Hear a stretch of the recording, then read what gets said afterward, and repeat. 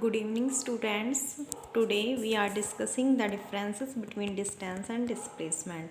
Now, the first one is distance. We know very well what is distance. It is the length of actual path traveled by a particle. We have to discuss this in previous class. Okay.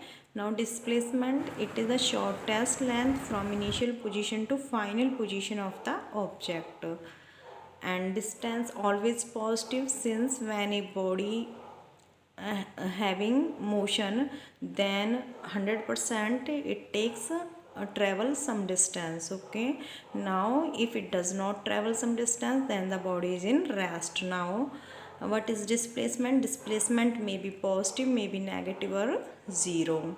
How? This we can also see in previous class. Distance is a scalar physical quantity. Scalar how? Since distance always depend upon the magnitude but does not depend upon the direction of traveled of path of the body.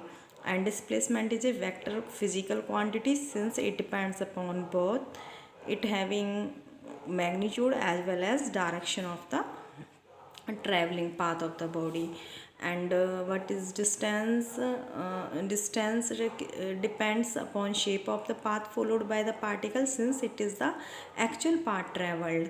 And displacement does not depend shape of the path, since always it is shorter distance, that is the perpendicular distance between the initial and final position.